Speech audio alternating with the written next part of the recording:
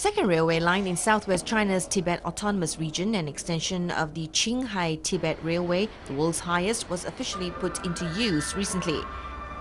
The 253-kilometer railway line links the regional capital Lhasa and Xigaze, the second largest city in the region. It reduces the travel time between the two cities from the current 4 hours by highway to around 2 hours. Tickets for the new line went on sale last week. The first passenger train left Lhasa for Xigaze last Saturday. Construction of the railway started in 2010 with an investment of 13.28 billion yuan or $2.16 billion US. Dubbed a railway through the clouds, the 253-kilometer long railway traverses areas with elevations ranging from about 3,600 meters to nearly 4,000 meters. Departing from Lhasa, the trial runs involve trains traveling westwards along the Yarlung-Zangbo River and through the Yarlung-Zangbo Grand Canyon, which sprawls some 90 kilometers to reach the terminal station of Xigaze. During their journey through the Yarlung-Zangbo Grand Canyon, trains cross the Yarlung-Zangbo River 3 times. About 2 kilometers away from the terminus, the railway spans the Nyangchu River, the location of the Nyangchu wetland and an important source of water for the Xigaze region. The wetland features a diverse ecosystem and sorts of swamps, meadows and bushes. To protect the ecological health of the Nyangchu wetland, railway builders extended the bridge across the Nyangchu River by an additional 800 meters so that it passes over the wetland and leaves enough space underneath for wild animals to cross.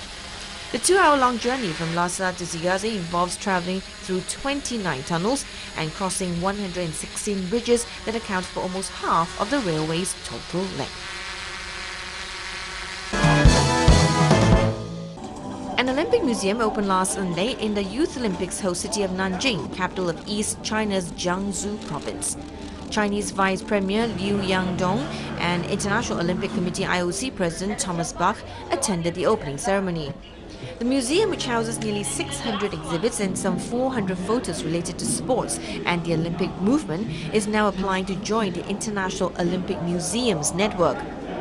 Former IOC President Jacques Rogge, who also attended the museum's opening, spoke highly of the opening ceremony of the Nanjing Summer Youth Olympics. I mean, it's different. You cannot compare traditional Olympic Games like the one we had in Beijing with the Youth Olympic Games. It's a different concept, it's a different organization, but the spirit and the values remain the same. Oh, this was a wonderful opening ceremony and I congratulate all the Nanjing team and the Chinese friends. Currently, China has 4 museums that belong to the Olympic Museums Network: China Sports Museum in Beijing, Tianjin the Olympic Museum, Xiamen Olympic Museum and Samaranch Memorial Museum in Tianjin. Sightseers were surprised to see a double-crossed tidal bore at the mouth of the Xiantang River in East China recently. Haining City is one of the best observation points to observe the tidal bore. A tide viewer said it is spectacular. They have arranged 2 cameras to film the tides from different positions. The days around China's Mid-Autumn Day are the best time to watch one of the world's largest tidal bore in the Xiantang River. The tides are world-renowned natural wonder caused by the gravitational pull of the moon and the funnel shape of the Hangzhou Bay. The captive giant panda Zhang Xiang, released to the wild last November, has adapted herself well to the environment, said an expert. The female panda was released to the Liziping Nature Reserve in Ximian County of southwest China's Sichuan province. A ranger of the Liziping Nature Reserve, referring to what he saw last March, said when they approached the female panda, they saw her eating bamboos. Later, she flashed her eyes at them in alert, turned her back and continued to eat. Over 10 minutes later, she walked towards a tree and slept there. Yang Zhishong, Associate Professor of the Life Science Department of China West Normal University, said the excrement contains bamboo shoots. Bamboo shoots are usually available from May to July, and the panda knows how to choose the best food as the local wild pandas do. It suggests that she has adapted well. The panda mainly moves around in 6 square kilometers in an area 2,150 to 2,400 meters above sea level. In contrast, the male captive panda Tao Tao, released to the same place in October 2012, moves around in a much wider area, about 30 square kilometers. Yang Ji-song said as the area where Tao Tao moves around partially overlaps with those of local pandas, the male panda usually dodges when he encounters a local panda. So far, he has not had a fixed activity area of his own. Experts hope Zhang Xiang and Tao Tao could mate with local pandas so the local panda population will expand. Yang said the population of local pandas living in the Shaoxiang range is quite small and their habitats are far from each other. They hope the two released pandas will help expand the population of pandas in the Shaoxiang range. Thousands of people in Tokyo have floated lanterns on the river to remember the victims of the massive US air raids on Japan's capital during World War II. August 15th marks the 69th anniversary of the bombings that killed about 10,000 people. An estimated 3,000 are believed to have died when they jumped into the Nakagawa River to escape the fires. About 4,000 people took part in the event.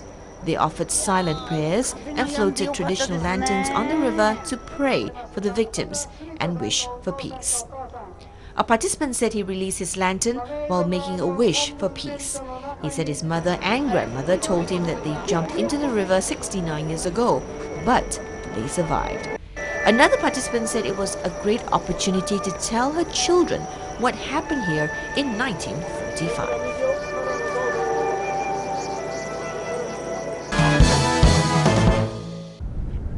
Buddhist monks lit huge bonfires on the mountains surrounding Kyoto recently as part of a ceremony to bid farewell to the spirits of ancestors. The annual event went ahead despite heavy rainfall earlier in the day. People in Japan believe the spirits of their ancestors return home for the Midsummer Festival of Bon. They light bonfires at the end of the festival and to send the spirits off again. The fires can be seen across Kyoto. The first to be lit was in the shape of the Chinese character meaning large. The monks then lit 4 others, including one in the shape of a boat and another resembling a shrine gate. Spectators braved drizzly rain to watch the fires from rooftops in the city. One female spectator said she was thrilled to see fantastic views of Kyoto during the traditional summer event. She said she hopes the tradition will continue for generations to come. Some parts of Kyoto had up to 10 centimeters of rain per hour earlier on Saturday. Archaeology fans are traveling to Nara for a glimpse of a tomb in an unusual shape. Archaeologists announced this recently that the Miyakozuka, believed to have been built in the latter half of the 6th century, is a pyramid. Most Japanese tombs of that era are rectangular. It is the first time that a terraced tomb with multiple stone layers has been found in the area. One visitor said they say it's the shape of a pyramid and is surprised there is such a thing in Japan. It's a true wonder.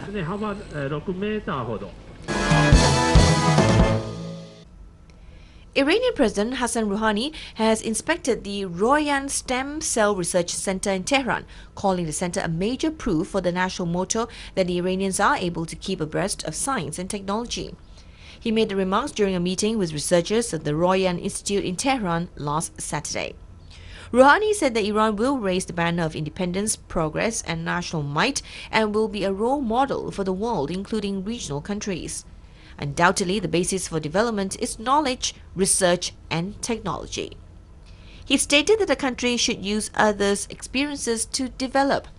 Rouhani said they are not embarrassed to say that they gained or will gain experience from a European or Asian country or send students to other countries to learn. Elsewhere in his remarks, Rouhani said that the Royan Institute should not just be an institute for infertility, cloning and stem cell technology, adding that the institute should become a global brand so that when the name Royan is inscribed on any goods, the people trust it. The Royan Institute for Reproductive Biomedicine, Stem Cell Biology and Technology is a leading Iranian biomedical research center involved in stem cell technology and regenerative medicine. The institute was established in 1991. Rouhani also said if his government realizes that a research center plans to conduct a valuable project which is essential for the country, the government will provide abundant funding for it. 5 new homemade knowledge-based products were unveiled during the 12th Summit of Science and Technology Park in Tehran. The new products were unveiled in a ceremony in Pardis Technology Park in Tehran in the presence of Iranian Vice President for Science and Technology, Surina Satari, on Wednesday. One of the products, named Mobile Physics Laboratory, can be used for simultaneous teaching and conducting relevant experiments. The experiments, which can be done with this laboratory, covers all topics related to high school physics, including optics, electricity, and telecommunications. The other 4 knowledge-based products included operational robot for pipe networks, high-pressure capsules, direct current rotor engines, and hemodialysis machines. Iran is among the few world countries, such as the US, Japan, and Germany, that have access to knowledge-based technologies.